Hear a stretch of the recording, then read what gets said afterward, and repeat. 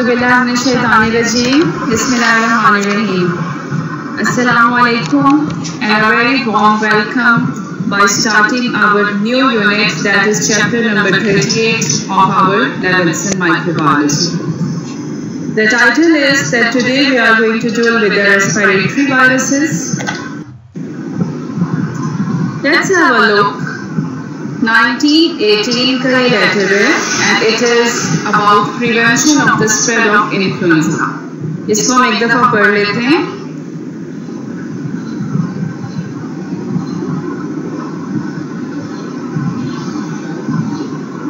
ये देखिए 1918 में इन्फ्लुएंजा जो फैला था उसके बारे में इंफॉर्मेशन है that the infection of influenza is spread by the discharge of the nose and throat and by coughing from the earliest stage of the disease.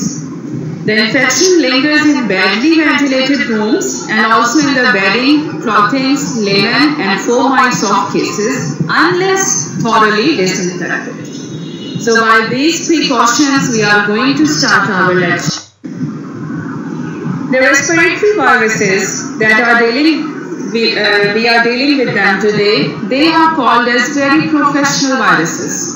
कुछ लोग होते हैं जो बड़े प्रोफेशनल होते हैं, अपने प्रोफेशन से काम करते हैं and they are having all the qualities of being a very good professional. So these respiratory viruses are very professional and they cause respiratory diseases. The viruses includes influenza, parainfluenza, human metapneumovirus, respiratory syncytial virus and coronavirus, जो आजकल का hot selling है. Rhinovirus and adenovirus will be dealt later on and these are non-enveloped virus. That's why उनको yellow color में मैंने colour किया. They are non-enveloped viruses. The learning outcomes for today are that by the end of this lecture we will be able to analyze the differences between DNA and RNA viruses. Then we will analyze the respiratory virus. ये हमने पहले slide में कर भी लिया है. We will be able to explain the properties and replication cycle of influenza viruses, compare the clinical features, treatment, lab diagnosis of all these viruses, along with outlining the treatment and preventive plans. And then we will try to tabulate the replication steps of respiratory viruses. The difference between DNA and RNA virus, let's have a look on this slide. DNA virus double-stranded होते हैं, RNA virus single-stranded होते हैं. The exceptions are always there, लेकिन majority DNA की double-stranded होगी, RNA की single-stranded होगी. DNA में nitrogenous base adenine, cytosine, guanine and thymine, जबकि वहाँ पे adenine, cytosine, guanine and uracil होते हैं RNA में. Type of sugar deoxyribose है और RNA में ribose. Location DNA virus का nucleus में होता है और RNA virus का they are located in the nucleus and cytoplasm. But again there are a few exceptions. Starting with the introductory points, the respiratory viruses, they cause upper respiratory tract infections and lower respiratory tract infections. They are detected by PCR. Majority जो हम discuss करेंगे RNA virus होगी, सिर्फ एक DNA virus होगा. Majority is enveloped again, but rhino and adenoviruses, they are colored in yellow, they are non-enveloped. There are 3 families of these respiratory viruses consisting and naming of orthomyxovirus, paramyxovirus and coronavirus. Orthomyxovirus की जो family है, it contains influenza virus. And the influenza virus is important pathogen क्योंकि ये cause करता है outbreaks influenza की, epidemics and pandemics. Influenza virus की जो हम important properties हैं वो देख लेंगे. एक होती है family orthomyxovirus और एक होती है paramyxovirus. तो orthomyxo और paramyxo में क्या फर्क है? orthomyxovirus के जो मेंबर होते हैं जिनमें इन्फ्लुएंजा वायरस है, they contain segmented RNA genome और ये 8 पीसेस का बना हुआ होता है. जबकि जो पैरामिक्सो वायरस है उसका नॉन सेगमेंटेड जीनोम होता है RNA और वो सिर्फ एक सिंगल पीस में होता है. मिक्सो का मतलब क्या है? ये जो मिक्सो, इसको क्यों मिक्सो कहते हैं? Because it interacts with the mucins and the glycoproteins, they are present on the surface of the human cells. कितनी अब इसमें वेराइटीज हैं? एक आपको याद होगा H1N1 था, H3N2 इन्फ्लुएंजा स्ट्रेन्स थे जिन्होंने वर्ल्ड में जो है वो सारे एपिडेमिक्स एंडेमिक्स कॉज किए थे। देन एक H5N1 स्ट्रेन आया था इन 1997, 2009 में H1N1 का आउटब्रेक हुआ था, और उसके बाद एक था जो कि बर्ड रिलेटेड था and that was H7N9। Later on, as we will move on our roadmap, तब हम देखेंगे कि H1N1 किस चीज को डेजिग्नेट कर रहा है, H7N9 से क्या हो रहा है। Having a look on the structure, start करते हैं हम from the outer surface। hemoglobin yellow colour की प्रोट्रूशंस देखें, उसके बाद आप देखें ग्रीन कलर की प्रोट्रूशंस जिसको कहते हैं न्यूरोमिनेटेज। अब जो पीछे हमने H1N1, H3N2, H5N1, H1N1 किए, these are the names of these heme agglutinins and neuroimmunase। तो येलो कलर का heme agglutinin है, ग्रीन कलर का neuroimmunase है। उसके बाद हम देखते हैं मैट्रिक्स, ये मैट्रिक्स प्रोटीन है ब्राउन कलर की, पॉलीमरेज कॉम्प्लेक्स है जो कि बिल्कुल अंदर है, न्यूक्लियोप्रोटीन्स हैं। नेक्स्ट हम देखते हैं M2 आयन चैनल्स हैं, ये दोनों तरह की प्रोटीन्स हैं, एक होती है मैट्रिक्स प्रोटीन्स जो कि स्ट्रक्चरल इंटेग्रिटी मेंटेन करती हैं, एक होती है M2 आयन चैनल्स जिनके जरिए अंदर और बाहर मूवमेंट होती है, एक होती है हमारे पास nuclear export proteins. So this is the structure of influenza viruses. Having a look on pandemics, let's start from 1895. So almost कितने years back हो गए? तकरीबन 100 and above 100। आप ये देखिए कि 1895 में H2N2 ये हुआ था, 1900 में Hong Kong influenza virus H3N8, then in 1918 Spanish influenza H1N1 का occurrence हुई थी। Coming to 1957, Asian influenza, 1968 and 2009, and now in 2020 we are dealing with the coronavirus. Let's have a look on this. ये देखिए कहीं पे H2N2 नजर आ रहा है, कहीं पे H1N1 है, कहीं पे H3N2 है, and so on and so forth। तो ये सारे जो हैं ये डेजिग्नेट किए हुए hemoglobin को और न्यूरोमिनेटेज। Now coming to human influenza virus, ये कौन सी डिजीज करता है? इन्फ्लुएंजा A वायरस जो वर्ल्ड वाइड एपिडेमिक्स जिसको हम पैंडेमिक्स बोलते हैं, जब पूरे continents of the world involve हो जाएं, तो that is the major culprit behind this is influenza A virus. Influenza B virus क्या करता है? मेजर आउटब्रेक्स करता है लेकिन एक लिमिटेड पोर्शन में करता है, और इन्फ्लुएंजा C वायरस जो है वो माइल्ड इन्फेक्शंस करता है। अब इसकी वजह क्या है कि इन्फ्लुएंजा A वायरस पैंडेमिक क्यों कॉज करता है, इन्फ्लुएंजा B जो है वो सिर्फ बेचारा मेजर आउटब्रेक्स कर सकता है, और इन्फ्लुएंजा C माइल्ड इन्फेक्शन कर सकता है। Let's have a why do pandemics occur? Influenza A virus की पैंडेमिक हुई थी लास्ट 1968 में, and it is the leading cause of major outbreaks. 1918 में भी हुई थी जब ज्यादातर अमेरिकन जो है वो वर्ल्ड वॉर 1, 2, कोरियन वॉर और वियतनाम वॉर से ज्यादा इसमें मारे गए। इसमें हीमोग्लोबिन का रोल होता है, और हीमोग्लोबिन जैसे हमने पीछे देखा था, पैंडेमिक कब होती है? जब इन्फ्लुएंजा A वायरस का कोई वेरिएंट आता है जिसके पास नया हीमोग्लोबिन स्ट्रक्चर होता है, और उस हीमोग्लोबिन के खिलाफ लोगों के अंदर प्री एग्जिस्टिंग एंटीबॉडीज नहीं हो सकती। जब वो आता है और ह्यूमन पॉपुलेशन को अटैक करता है, तो that raises a pandemic situation. So the culprit behind this is heme agglutinin.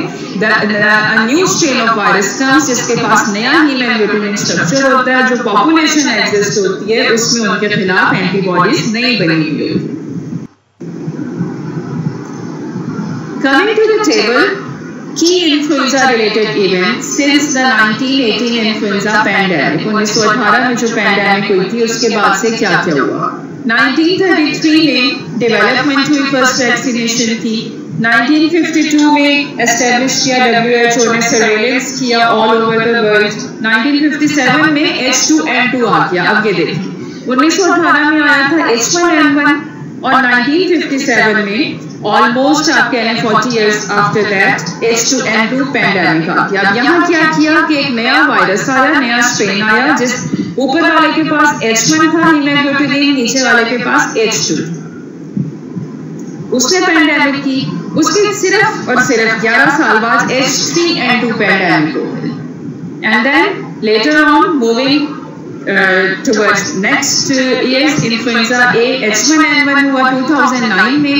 2013 में first non egg based vaccination बनी, क्योंकि कुछ लोगों को जिन्हें पोल्ट्री से एग से एलर्जी थी वो वैक्सीनेशन नहीं ले सकते थे। और 2018 में अभी हम यूनिवर्सल वैक्सीन स्टडीज कर ही रहे थे कि एन ईयर आफ्टर 2018 इन 2019 कोविड-19 की अपीयरेंस।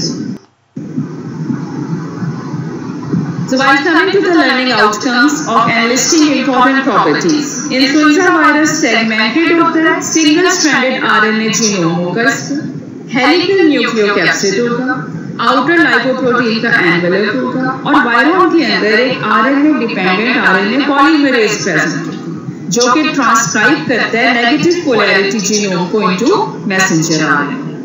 अच्छा, इसके ऊपर स्पाइक्स होती हैं, एक होती है हीमोग्लोबिन और दूसरी होती है न्यूरोएमिनेटेज।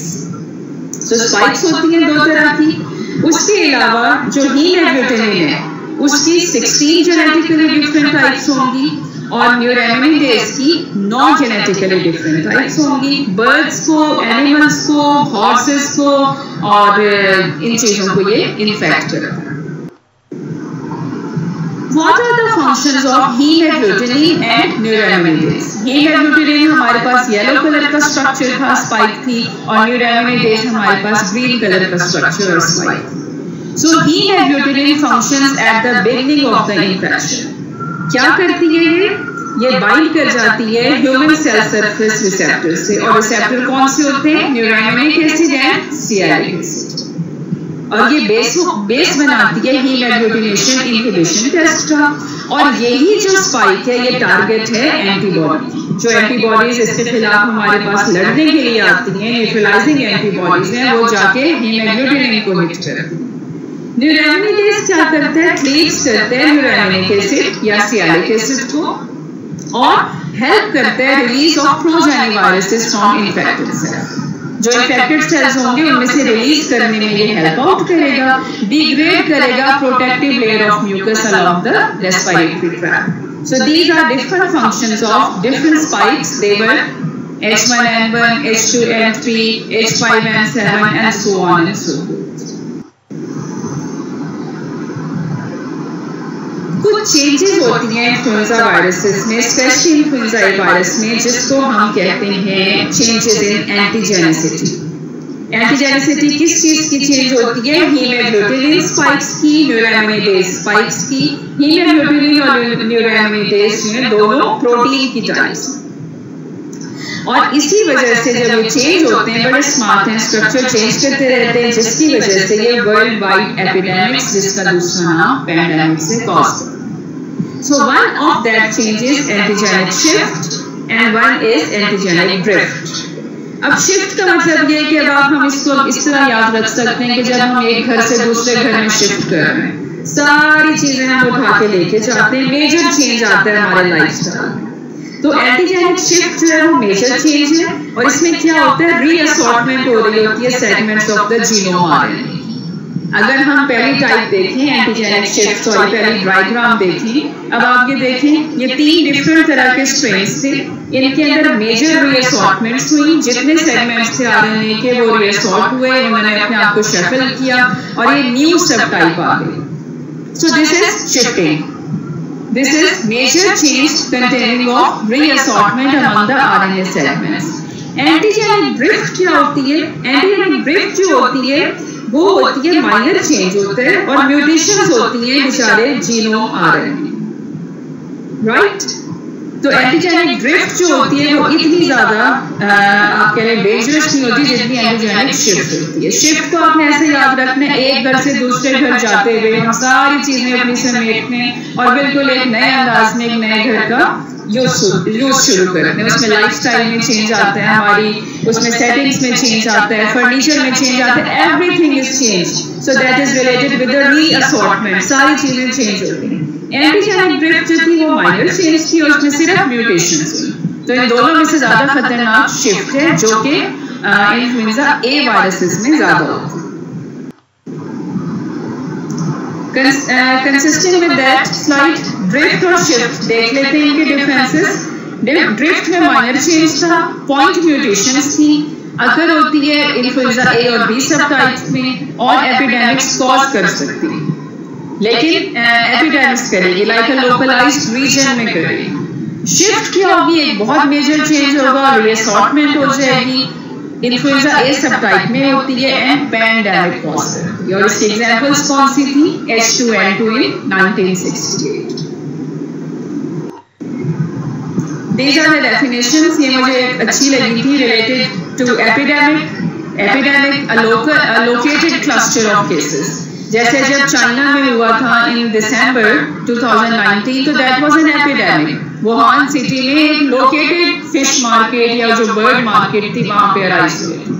उसके बाद अब आप ये देखें कि दिसंबर से लेके और जब हमारा यहाँ केस हुआ है पाकिस्तान में, I guess it was 26 of Feb, तो within 2 months all over the continent and it changed from an epidemic to pandemic।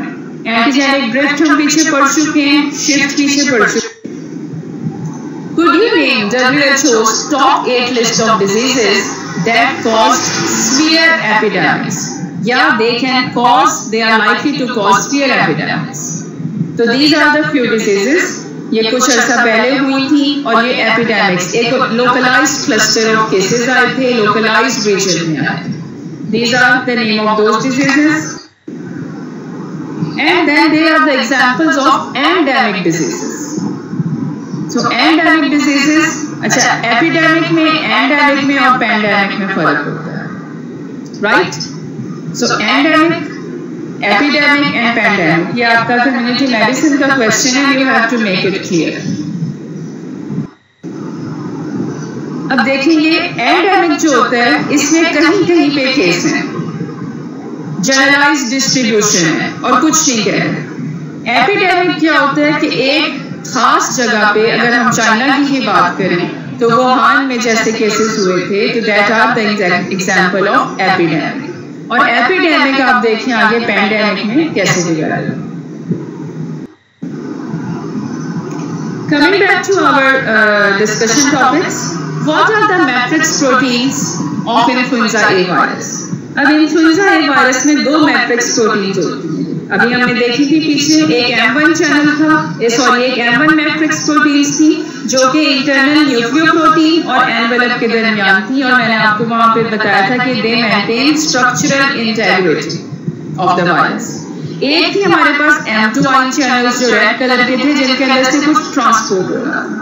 So these are the ion channels between interior of the virus and external environment, and it helps in the uncoating of virus। यहाँ पे दोबारा देख लेते हैं, hemoglobin है, फिर neuraminidase है, these are the M2 ion channels, और ये क्या करेंगे, अनकोटिंग ऑफ द वायरस में हेल्प करेंगे। Lipid bilayer M1 matrix proteins है, M1 मैट्रिक्स प्रोटीन्स उसकी स्ट्रक्चर को मेंटेन करती हैं। कुछ हमारे पास नॉन स्ट्रक्चरल प्रोटीन्स भी होती हैं इन्फ्लुएंजा वायरस में, वो let's have a look on them in the coming slides. And then there is a single RNA gene and nucleoproteins. What are group specific and type specific antigens of influenza A virus? Group specific antigen internal ribonucleoproteins को कहते हैं, जो कि capsid के अंदर located होती हैं और यही डिस्टिंग्विश करती है कि इन्फ्लुएंजा वायरस A है, B है या C है। दूसरी एक होती है हमारे पास टाइप स्पेसिफिक। टाइप स्पेसिफिक कौन सी होती है, हीमोग्लोबिन एंड न्यूरामिडेज। इन्हीं के खिलाफ एंटीबॉडीज बनती हैं, एंटीबॉडीज बनेंगी अगेंस्ट हीमोग्लोबिन जो कि न्यूट्रलाइज करेगी इन्फेक्शन। और जो एंटीबॉडीज अगेंस्ट एम होंगी वो डिक्रीज करती हैं amount of virus that is released from the cell. तो न्यूरोमिनेडेज के खिलाफ जो एंटीबॉडीज होती हैं न्यूट्रलाइज तो नहीं करती इन्फेक्टिविटी को, लेकिन रिड्यूस करेंगे डिजीज को। कैसे रिड्यूस करेंगे डिजीज को? By decreasing the amount of virus that is released from the infected cells. What are NS1? NS1 क्या है? NS1 is an important determinant of the virulence of the virus and as the name indicates ये है non-structural protein। non-structural protein क्या करती है? एक तो virulence में इसका रोल होता है, एक ही इनहिबिट करती है प्रोडक्शन ऑफ इंटरफेरॉन को, जिसकी वजह से इनेट डिफेंस जो है वो डिस्टर्ब हो जाते हैं, रिड्यूस हो जाते हैं और विरुलेंस जो है वायरस की वो एनहांस्ड हो जाती है। So non-structural protein has 3 important functions. Our next question is, what is the source of antigenic shifts and human epidemics? क्यों antigenic shifts होती हैं? क्यों human epidemics होती हैं? अब let's suppose many species of animals, for instance aquatic birds हैं, migrate करके आती हैं different areas से, chickens हैं, swine हैं, horses हैं, इनके अपने अपने एनिमल्स के ओन इन्फ्लुएंजा ए वायरसेस हैं और ये जो एनिमल्स वायरसेस हैं these are the source of the RNA segments. ये RNA सेगमेंट्स का सोर्स होते हैं और ये प्रोवाइड करते हैं या एनकोड करते हैं एंटीजेनिक शिफ्ट वेरिएंट्स। इनकी वजह से एंटीजेनिक शिफ्ट आती है और उसकी वजह से एपिडेमिक्स आ जाती है human beings. For instance let's suppose कि एक किसान है अपने खेत में काम कर रहा है। अब वो किसान का जो रेस्पिरेटरी ट्रैक है वो किससे इन्फेक्ट हुआ? एवियन इन्फ्लुएंजा वायरस से और ह्यूमन इन्फ्लुएंजा वायरस, दोनों ने सेम सेल को इन्फेक्ट कर दिया, रीअसॉर्टमेंट हुई, सारी चीजें चेंज हुई, RNA सेगमेंट 8 जो थे वो आपस में चेंज हुए और new variant of the human A virus जिसके पास एवियन वायरस का हीमोग्लोबिन है। तो इसकी वजह से ये सारे RNA सेगमेंट्स और एंटीजेनिक शिफ्ट। एक्वेटिक बर्ड जिनका दूसरा नाम वाटर फाउल है, ये कॉमन सोर्स है जीन्स की जिनकी वजह से रीअसॉर्टमेंट होती है। और मिक्सिंग बाउल जो एनिमल्स वगैरह हैं मिक्सिंग बाउल के तौर पे काम सरंजाम देते हैं, जहाँ पे सारे वायरसेस जो एनिमल सोर्स का वायरस भी और ह्यूमन वायरस जो है वो भी आपस में मिक्स हुए, रीअसॉर्टमेंट हुई और फिर उन्होंने ह्यूमन बीइंग्स को इन्फेक्ट कर। आपने मुझे ये बताना है कल के लेक्चर में कि इन्फ्लुएंजा बी वायरस उसके अंदर एंटीजेनिक शिफ्ट होती है या ड्रिफ्ट होती है। अच्छा अब ये देख लेते हैं कि इनको हम नेम कैसे करते हैं। फॉर इंस्टेंस A/Philippines/82 इसका क्या मतलब है? A refers to the group antigen, उसके बाद लोकेशन है फिलीपाइंस में और ईयर जब आइसोलेट हुआ। तो हम ये वायरसेस को इस तरह भी डेजिग्नेट करते हैं। A फिलीपाइंस 82 मींस कि A जो है वो उसका ग्रुप एंटीजन है, बाकी फिलीपाइंस में 1982 में ये डिस्कवर हुआ। H1N1, H3N2, H2N2 ये सारे अब तक जो है ये करंट जो हमारे अब तक स्ट्रेन्स आए हुए हैं या इन्होंने इन्फेक्शन कॉज की हुई है, तो ये सारी जो है ये चीजें अब तक हमारे सामने आई। Antigenic shift will occur in influenza A or B virus and why? We will start our tomorrow's lecture with this question and you have to see it. Coming to the replication cycle. Replication cycle कैसे होती है influenza A virus? अभी हम यहाँ figures से पढ़ेंगे और फिर आगे पॉइंट्स में डिस्कस करेंगे। सबसे पहले तो वायरस एब्जॉर्ब हो जाएगा सेल में जब वायरल हीमोग्लोबिन इंटरैक्ट करेगी सेलिक एसिड रिसेप्टर से on the cell surface. Right, अब जो हीमोग्लोबिन है वायरल सरफेस पे वो क्लीव हो जाएगा एक्स्ट्रा सेलुलर प्रोटीएसेस से और एक मॉडिफाइड हीमोग्लोबिन बन जाएगी जो मीडिएट करेगी attachment to the cell surface. Virus enter होगा सेल में, वेसिकल्स में अनकोट हो जाएगा एंडोसोम में। ये जो एंडोसोम आपके लेफ्ट साइड पे फिगर में दिखाई दे रहा है। अनकोटिंग अब क्यों होगी? क्योंकि लो पीएच होगा विद इन द एंडोसोम्स। अब प्रोटीन पास होंगे आयन चैनल्स जो कि M1 और M2 प्रोटीन्स ने बनाई थी। M2 प्रोटीन्स ने बनाई थी। प्रोटॉन उसमें से पास होंगे एक लेयर ऑफ द वायरॉन में, जिसकी वजह से वायरन एनवेलप डिस्टर्ब हो जाएगा और nucleocapsid is now free to enter the cytoplasm. अब न्यूक्लियोकैप्सिड फ्री है साइटोप्लाज्म में रिलीज होने के लिए और माइग्रेट कर रहा है न्यूक्लियस की तरफ, जहां पे RNA transcription. Virion RNA polymerase transcribe करता है 8 जीनोम सेगमेंट्स को into 8 messenger RNA in the nucleus. और ये किस वजह से होता है? आप ये देखिए कैप स्नैचिंग लिखा हुआ है। इनको एक गुआनोसिन कैप चाहिए होता है वो न्यूक्लियस में, जिसकी वजह से ये ट्रांसक्रिप्शन होती है 8 जीनोम सेगमेंट्स की इनटू 8 मैसेंजर आरएनए।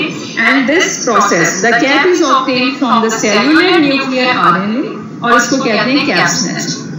अच्छा, most of the RNA cytoplasm में मूव कर जाता है जहां पर उनकी ट्रांसलेशन होती है वायरल प्रोटीन्स में, लेकिन कुछ वायरल मैसेंजर आरएनए न्यूक्लियस में ही बैठा रहता है जहां पे वो टेम्पलेट के तौर पे सर्व करता है। सिंथेसिस होती है नेगेटिव स्ट्रैंडेड आरएनए जीनोम की ताकि progeny viruses.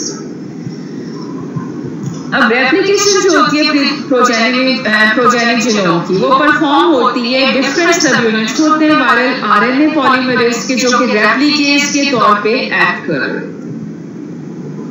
2 newly synthesized proteins होती हैं, एंटी प्रोटीन और मैट्रिक्स प्रोटीन। ये बाइंड करती हैं प्रोजेनिक आरएनए जीनोम से न्यूक्लियस में और फिर ये ट्रांसपोर्ट होता है साइटोप्लाज्म। इसका मतलब ये सारे स्टेप्स जो अभी हमने डिस्कस किए they are all carried out in the nucleus. अब हेलिकल राइबोन्यूक्लियोप्रोटीन जो है वो असेंबल होंगी, अब साइटोप्लाज्म में आ गए। मैट्रिक्स प्रोटीन मेडिएट करेंगी इंटरैक्शन न्यूक्लियोकैप्सिड का, एनवेलप का, और वायरॉन रिलीज हो जाएगा by budding from the outer cell membrane. इसको हम रिपीट कर लेते हैं। जो हीमोग्लूटिनिन था वायरल हीमोग्लूटिनिन, वो सिलिक एसिड के साथ आके बाइंड अप हो गया, ठीक है। उसके बाद फिर क्लेव हो गया एक्स्ट्रा सेलुलर प्रोटीएजेस से, जिसकी वजह से एक मॉडिफाइड हीमोग्लूटिनिन उसने बना दिया। अनकोटिंग हुई एंडोसोम्स में किया, वहां लो पीएच था, प्रोटीन आयन चैनल्स बने M2, जिसकी वजह से प्रोटॉन्स जो हैं वो अंदर आना जाना शुरू हो गए। एनवेलप डिस्ट्रक्शन हुई, न्यूक्लियोकैप्सिड फ्री हो गया, साइटोप्लाज्म में एंटर हुआ, वहां से वो माइग्रेट करेगा न्यूक्लियस में जहां genome RNA transcription. Virion RNA polymerase act करेगा, 8 मैसेंजर आरएनए बनेंगे न्यूक्लियस में। गुआनोसिन कैप चाहिए होती है जिसको कैप स्नैचिंग कहते हैं। मैसेंजर आरएनए साइटोप्लाज्म में भी जाएगा, लेकिन कुछ जो है वो न्यूक्लियस में ही रहेगा। साइटोप्लाज्म में जो जाएगा वो वायरल प्रोटीन्स बनाएगा। 2 डिफरेंट टाइप की प्रोटीन्स हमारे पास एंड में आएंगी, एक एमपी प्रोटीन्स होती है, एक मैट्रिक्स प्रोटीन्स होती है। हेलिकल राइबोन्यूक्लियोप्रोटीन असेंबल करेगी साइटोप्लाज्म में और उसके बाद जो है ये तैयार हो जाएगी बाहर निकलने के लिए और बड़ी होगी outer cell membrane. We have to name 3 viruses that replicate their one important step in the nucleus. तो एक है जो अभी हमने डिस्कस किया है इन्फ्लुएंजा वायरस, दूसरा है हेपेटाइटिस डेल्टा वायरस और तीसरा है रीट्रोवायरस। तो ये अपनी रेप्लिकेशन साइकिल का एक स्टेप, इंपॉर्टेंट स्टेप जो है वो न्यूक्लियस में कैरी ऑन करते हैं। How the transmission of influenza virus occurs? It is transmitted by airborne respiratory droplets. और इस इन्फ्लुएंजा ए वायरस जो है उसमें शिफ्ट्स और ड्रिफ्ट्स दोनों आती हैं। बी वायरस में ज्यादातर हमारे पास शिफ्ट्स आएंगी।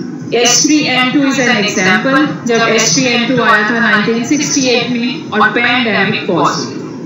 500,000 डेथ्स वैसे ही इन्फ्लुएंजा की वजह से होती हैं annually in the world wide.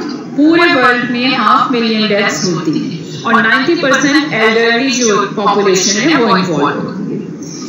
और उसके अलावा विंटर मंथ्स दिसंबर टू फरवरी ये जो है ये विंटर मंथ्स में कॉज करता है। और bacterial pneumonia is an associated disease, secondary bacterial pneumonia cause करता है। पहले वायरस की वजह से इन्फेक्ट होते हैं और secondary bacterial pneumonia can be super imposed हो जाता है। Coming to the pathogenesis and immunity. अब करेगा क्या? इन्फ्लुएंजा वायरस जब अंदर चला गया, सारा वो ह्यूमन सेल में रेप्लिकेट हो गया, तो क्या कर रहा है? इन्फ्लेमेशन कर रहा है mucosa of the upper respiratory tract की, लोअर रेस्पिरेटरी ट्रैक्ट की। अपर रेस्पिरेटरी ट्रैक्ट में आपका आ जाएगा नोज, फेरिंक्स, और लोअर रेस्पिरेटरी ट्रैक्ट में आएगा larynx, trachea, bronchi, alveoli, all those things. उसके बाद जब ये जिसकी वजह से ये नमोनिया कॉज करेगा, ठीक है। वायरस जब इनहेल होता है, न्यूरोइम्यूनिटेज डिग्रेड कर देता है म्यूकस लेयर को, वायरस गेन करता है access to the cells of upper and lower respiratory tracts.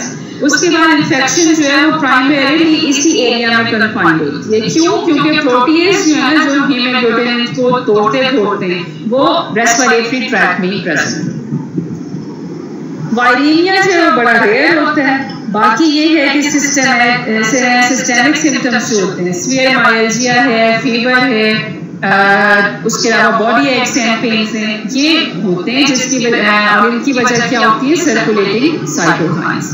IgA और IgG जो है वो न्यूट्रलाइजिंग एंटीबॉडीज होती हैं, और cytotoxic T cells play a role in immunity. Coming to the next slide, अब देखें कुछ वेरिएबल, कुछ इसमें ग्रे एरियाज हैं, हम कंपेयर कर लेते हैं फ्लू और कोविड-19 को।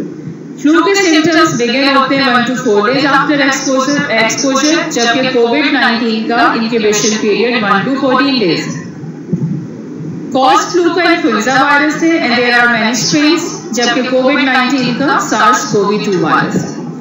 कॉम्प्लिकेशंस फ्लू की लेस लाइकली टू ऑकर क्योंकि इम्यूनिटी डेवलप हो जाती है। कोविड-19 की कॉम्प्लिकेशंस रेस्पिरेटरी कॉम्प्लिकेशंस हैं, क्लॉटिंग है, सीवीएस इन्वॉल्वमेंट है, पूरी बॉडी में जहां ACE angiotensin converting enzyme receptors मौजूद होंगे, वहां पे कोविड-19 में affect that organ. Prevention flu की फ्लू शॉट है, जबकि कोविड-19 की there are many things yet to come, so the prevention for the time being is self isolation and practicing all the precautions that are endorsed by WHO, CDC and our local government level. The patient may come to you with headache, fatigue, fever, runny nose or nasal congestion, sore throat होगा patient को, cough होगी, muscle aches and body pains, vomiting और joint aches भी हो सकते। So the patient of influenza will be coming to you with these signs and symptoms. After an incubation period of 24 to 48 hours, the patient is coming to you with fever, myalgias, pain all over the body, गले में उसके खराश होगी, खांसी की शिकायत है, myalgia means body aches and pains, respiratory tract infection के साइन और सिम्टम होंगे, vomiting डायरिया के साथ प्रेजेंट कर सकते हैं, and there is an additional thing that is infection by complication जो है ना इसकी इन्फ्लुएंजा की, वो है infection by Staphylococcus aureus और Streptococcus pneumoniae. So complication आ जाएगी pneumonia that is caused by Streptococcus pneumoniae और Staphylococcus aureus. Ray's syndrome है, वो भी एक complication है, जब एस्प्रिन देते हैं तो Ray's syndrome that is characterized by encephalopathy and liver degeneration. तो रेयर है लेकिन लाइफ थ्रेटनिंग कॉम्प्लिकेशन है चिल्ड्रन में। और किस डिजीज, अगर मतलब चिल्ड्रन को कौन सी ऐसी डिजीज हो जिसके बाद रेयर सिंड्रोम डेवलप होने का चांस है, the diseases are influenza B, chicken pox, और उसमें जो हम एस्प्रिन देते हैं उसकी वजह से एनकेफ्लोपैथी और लिवर डिजेनरेशन के साइन और सिम्टम आ सकते हैं। Coming to the lab investigation, sample कौन से लेंगे इन्फ्लुएंजा या रेस्पिरेटरी ट्रैक इन्फेक्शंस की ऑल ओवर डिजीजेस में? नेजल और nasopharyngeal swab, oropharyngeal swab, throat swab, लेकिन throat swab not useful after 2 days of illness. ये थी हमारे पास ह्यूमन सीजनल इन्फ्लुएंजा के पेशेंट्स की सैंपल्स या पैंडेमिक इन्फ्लुएंजा। और आजकल जो पैंडेमिक है उसमें nasopharyngeal swab is the recommended guideline up till now to date. Nasopharyngeal swab है जो आपने लिया। एवियन इन्फ्लुएंजा में एंडोट्रेकियल स्वैब ले रहे थे, नेजल में nasopharyngeal swab is recommended along with oropharyngeal and throat swab. And remember that transportation of sample you have to be very precautious. Triple packaging system होता है इसका, 3 layers में इसको पैक करते हैं सैंपल को, and then it is delivered from the site of collection to the investigation area and investigation part of the lab, where the processing of the sample is to be carried out along with adopting all the protective measures. So the laboratory diagnosis, obviously clinical sign and symptom will be visible. PCR कर सकते हैं, ELISA कर सकते हैं, respiratory सिक्वेशन sample हमने पहले discuss कर लिए कौन से लेने, फॉर इंस्टेंस नेजल स्क्रैब है, थ्रोट वॉशिंग्स हैं और स्पूटम ले सकते हैं, बाकी ब्रोंको एल्वियोलर लिवैज लेते हैं, डीप सैंपल लेना हो हमने। अब इसमें 3 तरह के हमारे पास ELISA टेस्ट होते हैं। कौन कौन से होते हैं? एक है फ्लू OIA और एक है क्विक व्यू इन्फ्लुएंजा टेस्ट। एक और है जिसको हम कहते हैं Z-STAT फ्लू टेस्ट। ये सारे ELISA की ही टाइप्स हैं और ये इनको डिटेक्ट करते हैं। Within 48 hours treatment should be started by neuraminidase inhibitors। Quick test हमें चाहिए, क्विक रिजल्ट चाहिए क्योंकि 48 आवर्स के अंदर हमने एंटीवायरल ट्रीटमेंट को स्टार्ट करना है। एंटीबॉडी भी डिटेक्ट कर सकते हैं अर्ली डेज में एंड विद इन 10 डेज में। तो अगर टाइटर इंक्रीज हो रहा होगा दैट मींस कि वहां पे इन्फेक्शन हो गई। Hemoagglutinin inhibition and complement fixation are the 2 types of tests that can be carried out। और ये जो एंटीबॉडी टेस्ट है ये एपिडेमियोलॉजिकल स्टडीज के लिए करते हैं क्योंकि ये पीछे का बता रहा है ना आपको कि पहले दिन एंटीबॉडी टाइटर या दूसरे दिन कितना था, 7वें दिन कितना था, 14वें दिन कितना था। तो ये रिट्रोस्पेक्टिवली चलता है, इसलिए हम एपिडेमियोलॉजिकल डाटा कि हमारे मुल्क में कितने पेशेंट्स में एंटीबॉडीज हुई और कितने पेशेंट्स सफर हुए वो बताएगा। हीमोग्लोबिनेशन इनहिबिशन टेस्ट है।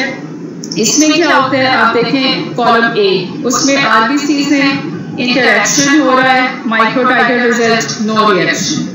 दूसरे में वायरस और आरबीसीज आए, हीमोग्लोबिनेशन होगी, राइट। तीसरे में वायरस आया, पेशेंट सीरम से एंटीबॉडी ली प्लस आरबीसीज लिए, तो हीमोग्लोबिनेशन इनहिबिशन हुई। इसका प्रिंसिपल हम लेटर ऑन डिस्कस कर लेंगे, but this is the major pictorial depiction of haemagglutination inhibition test.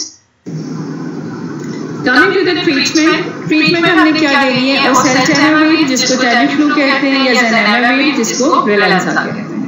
ओसेल्टामाविर या टेमीफ्लू ओरली लेनी होती है जबकि रिलैंसा जो है वो इनहेल करते हैं उसमें। एक और थर्ड इसकी टाइप है दैट इज कॉल्ड एज पैरामाविर, राइपिवेब और ये न्यूरामिडेज इनहिबिटर्स की टाइप। अच्छा, यूएसए में रेजिस्टेंस हो चुकी है कुछ ड्रग्स की, फॉर इंस्टेंस टेमीफ्लू की, लेकिन अभी इतनी क्लिनिकली सिग्निफिकेंस नहीं। बाकी ये कि within 48 hours you have to start with treatment. यहाँ मैं आपको एक अपना रियल टाइम केस बता दूँ। शायद लास्ट ईयर मुझे एक फोन आया from a native city of Lahore के फलां जगह पे एक मेड है, उनको ये हो गया इन्फ्लुएंजा हो गया और वहाँ पे हमें टेलीफोन मिल गई। तो could you get it arrange from Lahore? So in the mean time मैंने उनसे पहला क्वेश्चन किया था, she is my cousin doctor who is working over there. तो आई आस्क्ड हर कि कितने दिन हो गए फ्लू को या कितने दिन हो गए साइन सिम्पटम को? It had been like 10 days।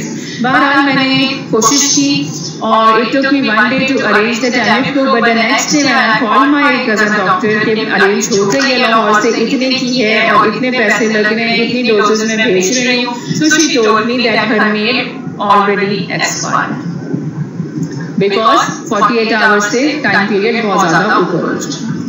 In addition to all these things, amantadine, cimetrilin, influenza A में जो है वो रेजिस्टेंस हो गई है यूएसए में, और ये जो ये बेसिकली ब्लॉक करती है एम्बुलेंस। रामेंटेडिन भी हम प्रिस्क्राइब कर सकते हैं। In addition to all this जो आजकल हमारे पास प्रिकॉशियस आ रही हैं, like in case of fever, myalgia, body aches and pains, आपने पेन किलर्स लेने, हॉट ड्रिंक करनी है, वार्म वाटर यूज करना है, आपने नमक वाले पानी के गरारे करने हैं, लोजेंसेस हैं, स्ट्रेप्सिल्स हैं, and all these things that you have to be carried upon in addition to antiviral treatment. Dehydration का ख्याल रखना है, डिहाइड्रेट नहीं होने देना, डिहाइड्रेशन मेंटेन रखती है, immunity maintain. Coming to the preventive steps, what are they? Vaccination is the best preventive step. Reformulated होती है ये हर साल, ट्राइवेलेंट भी होती हैं, क्वाड्रिवेलेंट भी होती हैं, जिसके अंदर स्ट्रेन्स डले हुए होते हैं, किल्ड भी हैं, लाइव एटेन्यूएटेड या इंट्रामस्कुलर देते हैं। Now coming to a small brainstorming exercise, जो हम कल का लेक्चर शुरू करेंगे इसी से करेंगे। किल्ड वैक्सीनेशन में कौन से प्योरिफाइड प्रोटीन सब यूनिट्स होते हैं, इनएक्टिवेटेड कहाँ से वो ली जाती हैं, फिर उनको किस तरह ट्रीट करते हैं, मोस्ट इंपॉर्टेंट एंटीजन उनमें कौन सा होता है, और जो 65 इयर्स एज के अबव हैं हमारे बुजुर्ग और हमारे जो लोग हैं उनमें कौन सी रिकमेंडेड होती है। किल्ड वैक्सीनेशन को IM देते हैं या ID, इंट्राडर्मल देते हैं या इंट्रामस्कुलर देते हैं। Live attenuated vaccine temperature sensitive mutants किस किस के लेते हैं, रेप्लिकेट ये क्या करते हैं, कहाँ करते हैं और किस डिग्री सेल्सियस पे करते हैं और क्या चीज इंड्यूस करते हैं, how to administer them, whom they are recommended for, and what are the contraindications of live attenuated vaccine. Now, if a person is coming to you and he is having allergy to egg proteins, what will you recommend? Write down 2 advantages of alternative vaccination in the above case. What is Flublok and how it is prepared? What are the disadvantages of kill vaccination?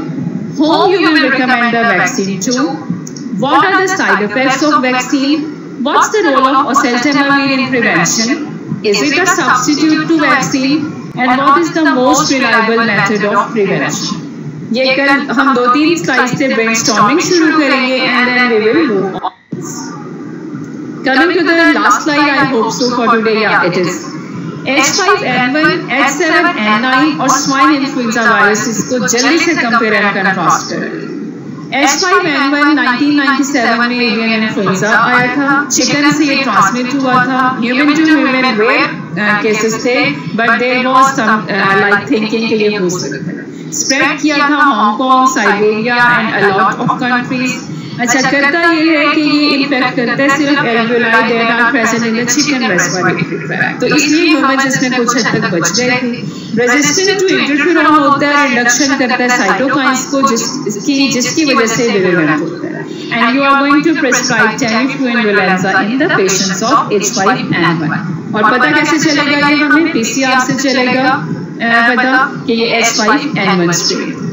H7N9 was evolved in 2013 and the humans were infected, bird से transmit हुआ था, 41% इसका mortality rate था, and it again occurred in the China and Taiwan territories, only regions में हुए थे। Swine influenza virus 2009 में emerge हुआ था, H1N1 emerged in Mexico and then it spread in the US. CDC ने इसको नाम दिया था centre of disease control USA में नोवल इन्फ्लुएंजा A वायरस, और लेवल 6 पेंडेमिक का WHO ने उस वक्त डिक्लेयर कर दिया था पेंडेमिक। यंग पीपल को ज्यादा अफेक्ट करता था और इसमें क्वाड्रुपल रीअसॉर्टमेंट होती है और ट्रिपल रीअसॉर्टमेंट। वही जो हमने पीछे बताया था कि रीअसॉर्टमेंट्स होती हैं, एंटीजेनिक वेरिएशंस होती हैं, तो बाजों का 4 एंटीजेंस रीअसॉर्ट हो जाते हैं, बाजों का 3 एंटीजेंस रीअसॉर्ट हो जाते हैं। PCR से इसको हम डिटेक्ट करते हैं और Tamiflu and Zanamivir are the drugs of choice for the patients of swine influenza virus. Pearls to remember, अब आज के लेक्चर के बाद हमें क्या-क्या चीज हम रिकॉल कर सकते हैं? We are able to enlist the differences between DNA and RNA viruses, enlist the respiratory viruses, explain the properties, replication cycle of influenza virus. हमने कंपेयर किए clinical features, treatments, lab diagnosis, ये सारे viruses की, outline the treatment and preventive plans. उसके अलावा हमने matrix proteins पढ़ी, non structural proteins पढ़ी, M1, M2 पढ़े, neuraminidase, haemagglutinins, antigenic shifts, antigenic drifts, replication cycle पूरा हमने किया। और उसके अलावा हमने एपिडेमिक्स, एंडेमिक्स, पेंडेमिक्स की डिजीजेस भी हम उनको गो थ्रू हुए। The upcoming task for tomorrow will be that we are going to start our lecture with the vaccination plan, preventive plan, and the upcoming tasks for tomorrow are that we are going to deal with the patients that are suffering from parainfluenza virus, respiratory syncytial virus, rhino and adenoviruses, human metapneumovirus, and coronavirus. Have a blissful and safe day. Take care of yourselves. Allah Hafiz.